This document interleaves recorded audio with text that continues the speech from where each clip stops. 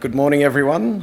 Jerry, thank you. And first couple of slides is paying homage to you after RIU Fremantle, where Jerry started quoting Latin back to me, which started to question myself, and I had to go back to Dr. Google on a few things. But to try and get us through this post-Hayes morning tea session, I see what you mean by the projector's not really working here, is it? There we go. I thought I'd delve into the Latin of calidus to kick off with, and maybe even throw a bit of risque partial nudity in just to wake everyone up. But this comes straight out of, there we go, straight out of Google there, and the first two, having a warm climate, or warm and hot. Marble Bar, hottest place in Australia. This is a record that was set back in 1920s, 160 days in a row at 100 degrees Fahrenheit, and is still known as the longest heat wave officially in the world. But then I wanted to actually not put in the next 2 points, which is eager and rash. That's not very good from a junior mining, or fiery and lusty. I was wondering how we could tie that into the Marble Bar area.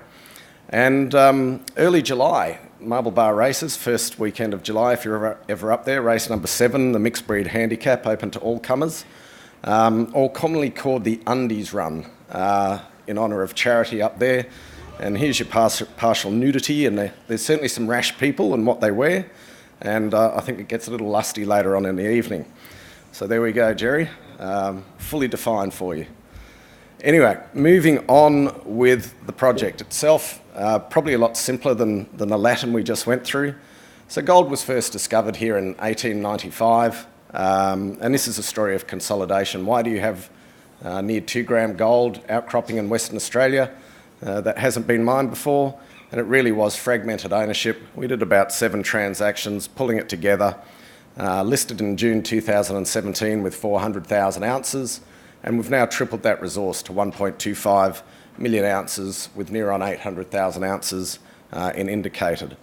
That's provided a really good base for a pre-feas that's well underway, and we'll go into more detail on that shortly. And all being equal, look at developing next year. So just very briefly on the team, basically it's heavily weighted to mine development and mine operations. You know, our intent from day one has been to build a mine. My experience is feasibility mine development, mine operations. Paul Brennan has just joined us. He was the GM at Saracen Mining at Carosue Dam until recently. And he basically took that from a less than year operation to the backbone of Saracen as it is today. So to have him on board really strengthens the team that already contains a lot of experience between project managers, geo managers, our chairman and the rest of the board. Corporate overview, just touching lightly on this, happy to go through it at the booth later.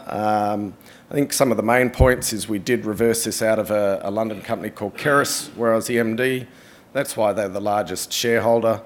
Of note, Alkane have moved up to 15% last week on the back of a $2 million placement that they put in. So in the last 8 months, they've put in about $6 million. Alkane have the Tomingley Gold Project here in New South Wales, which we went out and visited recently. They've made a lot of cash out of that. They're sitting on 80 million cash, and they're very public about using that cash to help support people move from explorer into producer and participate in that re-rate as you get through into those valuations associated with producing.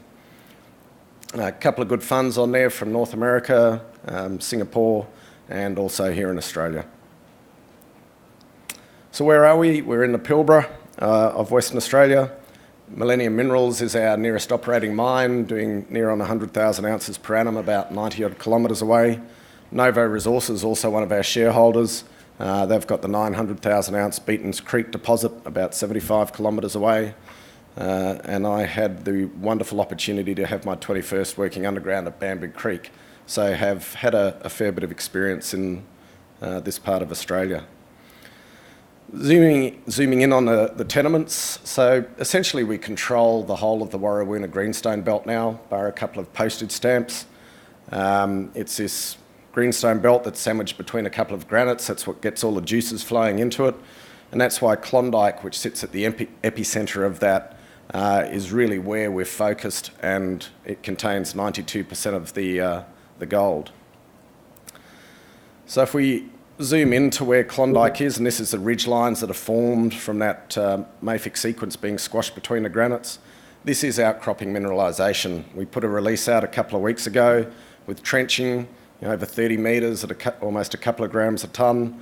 And as you can see, the rocks are literally outcropping out of the ground. So there is no pre-strip associated with this, so it's an obvious open pit target to start with. We've done over 50,000 metres of drilling to add to the near on 20,000 metres that was done by previous operators, including CRA, Aztec, Linus. And this is a typical section through the Klondike Shear, so some decent widths, decent grades, but starting from surface. And obviously that helps your economics and cash flow initially. So we've now drilled Klondike over 5 kilometres of strike, and down to about 180 metres below surface is what we define the open pit. And there's 930,000 ounces of resource in that open pit. And beneath that, and fully open, lies another 220,000 ounces in what we call the underground. So this is the obvious target for us going forward to add ounces for the resource, both down dip and along strike. We actually have a rig working as we speak out in this Klondike West area. These are some of the old life of mine historic grades that are out there. So we know there's gold out there. We've had the exploration geos on the ground. We're now starting to plug a few holes in there and see what we find. My gut feel is once we've got the pre-fees out in early Q3, we'll be looking at extending that underground down, bringing Paul on with his Carossie Dam experience, very good at mining sort of 3 gram underground ore bodies, around that $1,000 an ounce. And this being an orogenic gold system will go very deep, so we see huge upside for this resource over time. Okay. Trouble again. Just showing again the photo and giving a bit more description of how this looks. You can see the old working in the front of the photo, and then basically a tram track disappearing into the distance. That's a chert marker. The ore body sits just to the right of that. So it is very obvious from a macro sense when you're out there. We did do some drilling on what's called the St George Shear. It sits about 150 metres to the north last year, all very shallow, less than 80 metres generally. So we'll be following up with some more drilling in the next couple of months on that. And we'll also be doing more drilling at Klondike. Some of the pit optimisations we've done with the pre-fees are highlighting areas we think we can add easy reserve ounces. So we'll also put some more metres into that. While we're on this cross-section, we announced previously we're running geophysics, some IP. We're getting those results in as we speak. We should get an announcement out in the next couple of weeks, and that's showing some pretty interesting stuff. But unfortunately, until we've got the absolute detail, we can't share too much of that at the moment. Plan view of Klondike, all on granted mining leases, just extended over 30 years recently. And each one of these was basically held by an individual, and that's where this opportunity of consolidation has come from. Previous explorers could only have little nibbles at the nice chunky gold bar here and there. So by consolidating it, that's really what's unlocked this opportunity. Outside of Klondike, extensive land holding. We're just beginning to get a feel for what's out there. We did 8,000 soil samples last year. This is what some of the anomalies that they've thrown up. And that rig I talked about earlier that's out there at the moment, it's drilling some of these like Liberator, another one called Trump. We could all go through many jokes on that, but we won't. And various other interesting anomalies, and we'll just poke a few holes and make sure there's no jewellery box sitting at surface to add to the definitive fees. On the pre-feasibility itself, we've really been working on it for over a year. These things don't pop up overnight, and this is going to be a very high level of accuracy, almost plus minus 15% on the pre-fees. So we've done extensive met work. It's about as good as you can get. It's very good recoveries. It's relatively soft rock at 10 kilowatt hours a tonne, so less power is required. With that coarse grind, 150 micron, again, less power. When we talk about power, we'll talk about infrastructure on the next slide. We are situated near the northwest shelf. Woodside very kindly is putting in a truck loading facility for LNG.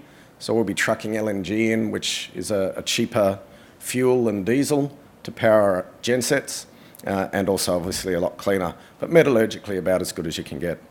Heritage, we've done all our archaeological ethnographic clearances. Environmental permits are going in Q3. We just finished a couple of weeks ago drilling all water bores. It's obviously a question for up in that part of the world, but we're finding really good quality water and lots of it. Geotechnical's fully done, and tailings, dam, all designed, etc. And we'll put out an update on where we are in this in the next couple of weeks, just to give a bit more feel about it, get some site layouts there, show tailings dams, valley fill, etc., which keeps capex down and hopefully tantalises people before we announce early Q3 the full pre-fees. Infrastructure, as we said, we talked the LNG, but Marble Bar itself, apart from having the wonderful Undy Run, does actually have bitumen airport. We're looking at expanding that with the Shire, 50-50.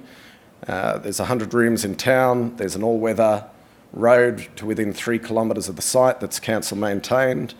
Police, nurses, school, etc. in town. So it's actually, it might appear remote, especially from here in Sydney, but certainly up there is quite a lot of infrastructure to piggyback. We're not out in the wilds of the deserts, that's for sure. So timeline-wise, as we've said, pre-fees Q3, that will be earlier in Q3 than later. Those permits will go in Q3. The definitive fees will be sometime in the first half of next year, and a lot of that will depend on how much drilling we do later this year. As I said previously, assuming these undergrounds stack up as we believe they will, we'll probably look at deepening the resource and adding some more mine life through the underground. But concurrently with this high accuracy of pre-fees, we can go out for debt funding. So we will appoint a debt advisor, start talking to all the commercial banks. So once a bankable is complete, which will be based mainly on contracts, we can lock away that debt very quickly and look to commence construction in the second half of next year. On the exploration side, in the meantime, we've announced those soils. The geophysics will be out within the next month. There'll be ongoing drill releases from the regional that should kick off in the next few weeks. And then that resource infill on the Klondike and St George areas, which I talked about earlier. We've got a rig starting up literally end of this week, and there'll be further results coming through from there. Just looking at open pit and grades of various people out there, I think that's, we feel, is a differentiator. Not only is it good grade, it is outcropping, and there's a substantial amount of gold there. We'd obviously like to expand on that, and that's what the drilling is underway for at the moment. The EV announce, obviously, I didn't show Ausgold, so I apologise for that, but you always want to be the poorest in the room.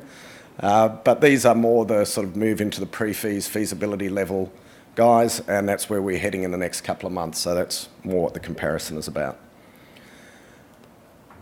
So in summary, we do have that critical mass now. We believe it's a very good grade deposit for open pit in Western Australia these days. The metallurgy is really as good as you get. The team itself, we are mine developers and mine operators. That's what we do, and looking forward to developing this one. With that recent placement to Alkane, especially in the last week, we are fully funded through that pre-fees study completion and this drilling that's coming up. Piggybacking on that infrastructure does save us a lot of money. We're just scratching the surface on that greenfields exploration upside, and there really isn't many stories like this, we believe, left on the ASX. The cupboard is pretty empty. So that's Calidus Resources. Thank you very much.